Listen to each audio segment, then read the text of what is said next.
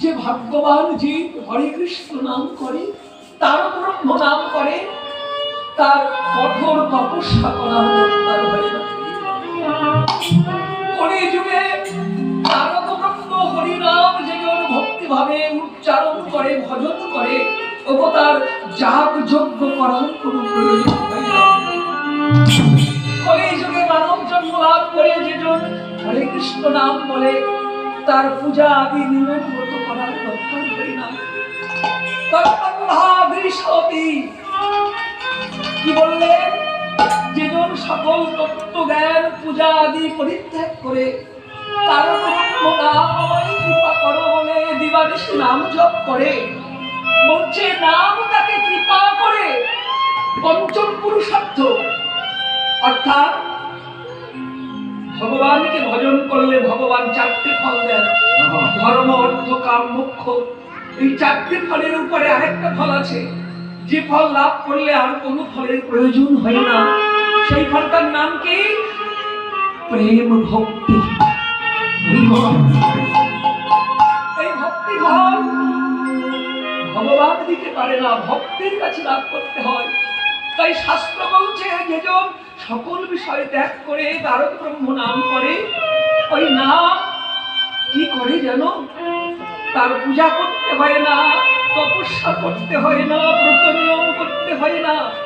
যে সকল বিষয়ে ত্যাগ করে তারক ব্রহ্ম হরি নাম করে, যে জন নিরজনে বসে দশে ছয়ে যোগ করে, তারক ব্রহ্ম হরি নাম কৃপা করো বলে দিবানিশি নিরজনের ঘরে নাম করে, নাম তাকে পঞ্চম পুরুষার্থ প্রেম ভক্তি নিবেদন করে। আর এই মায়ার সমুদ্র সংসার বন্ধন মোচন করে হরিনাম তারে লয়ে যা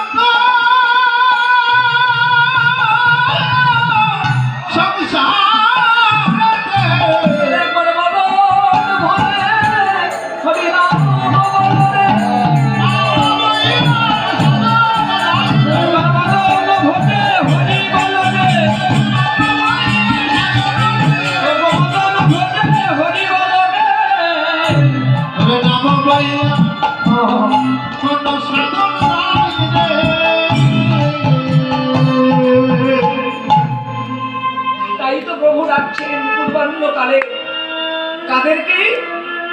নদীয়ার ভক্তগণকে। কি বলে? ধবলি শ্যামলি বলে। ধবলি শ্যামলি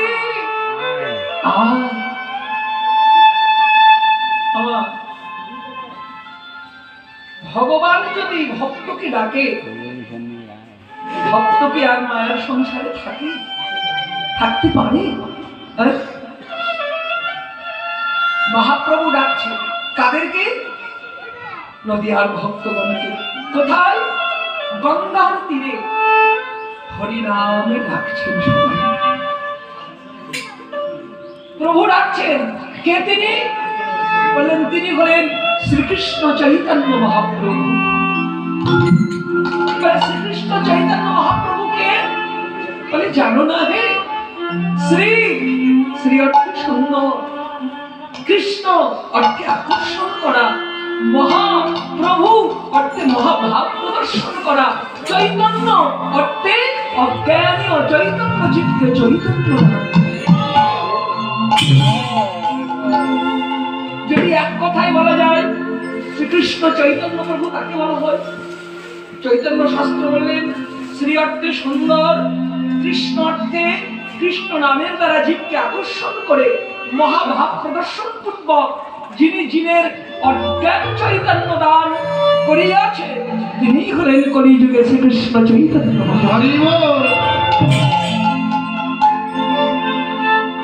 আস্তে আস্তে দীর্ঘ জীবনের সাধনা যদি প্রাণ দইতে ডাকে নাম ধরে, সেই জীব কি আর থাকতে পারে মায়ার বন্ধনে আপনি ধরে?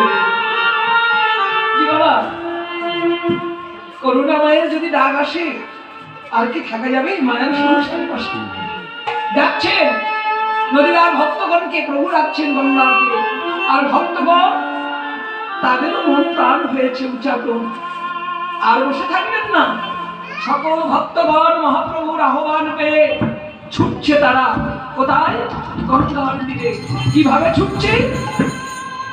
কোন কোন ভক্তগণ শুদ্ধাচারী হয়ে,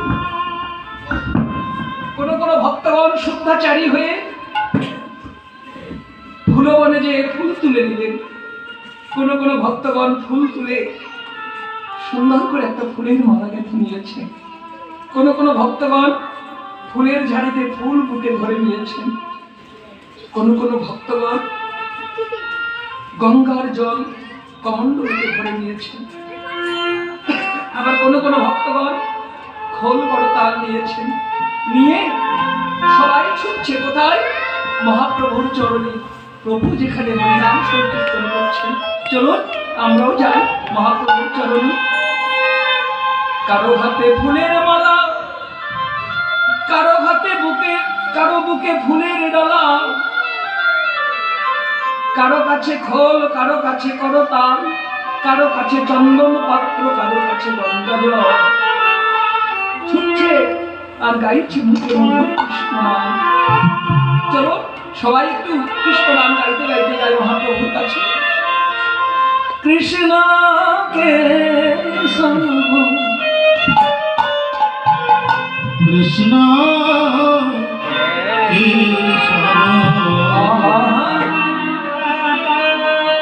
সুধমাখা কৃষ্ণ হরিনা মধুমাখা কৃষ্ণ কৃষ্ণকে সব, কৃষ্ণকে সব মধুমাখা করিনা মধুমাখা করিনা। বলনে বলনে বলনে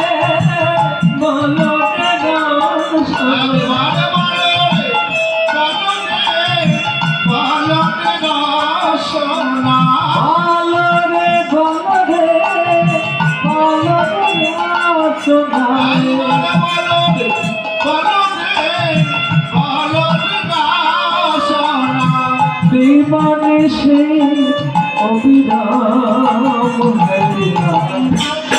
মধুমুখা কৃষ্ণ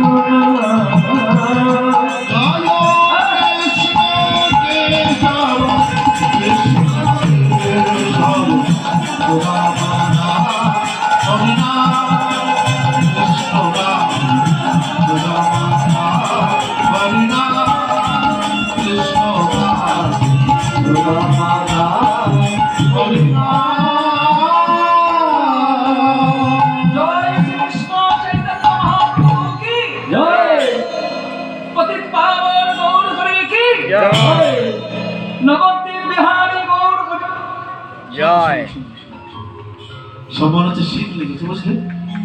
দেখি হাত তুলছে না, দেখি তোমরা কারা?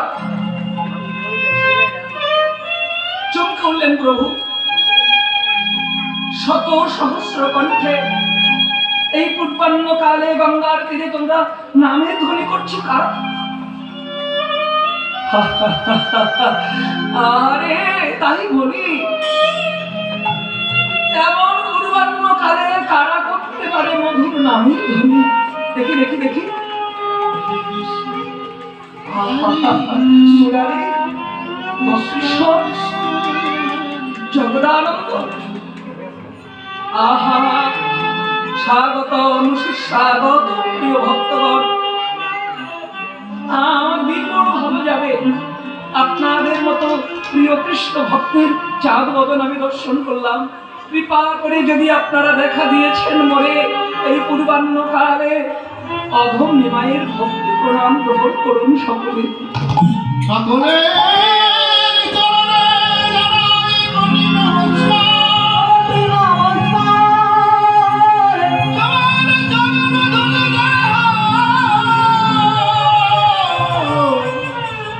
মস্তকে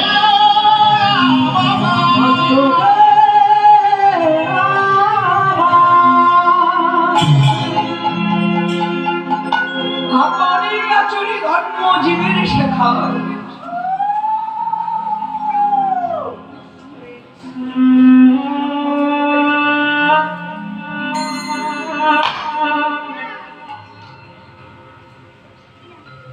আপনি আচরি ধর্ম জীবের শিখা। সেই তো সিদ্ধান্ত গীতা ভাগবতে গায়। ভক্তমন্ডলী মা, আমার শ্রদ্ধাভাজন ভক্তমন্ডলী বাবারা, মহাপ্রভুর আকর্ষণে ভক্তগণ ছুটে এসেছে গঙ্গার তীরে তার চরণে। ভালো করে খেয়াল করবেন। আর প্রভু কি করলেন?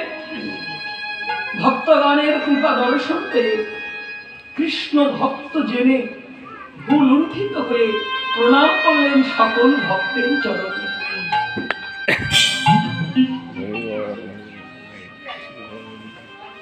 কিন্তু কোথায় বলে না, যার যেমন ভাব তার তেমন লাভ, তাই না? যার যেমন ভক্তি তার তেমন প্রাপ্তি, যার যত ভোগ তার তত রোগ, যার যত আশা মায়ার সংসারে শুধু যাওয়া আর না না না। এই যে দাঁড়িয়ে উঠলে কেন? আমি যে বসতে চাই না প্রভু। কেন? আমার অন্তরে বড় বাসনা। কি বাসনা?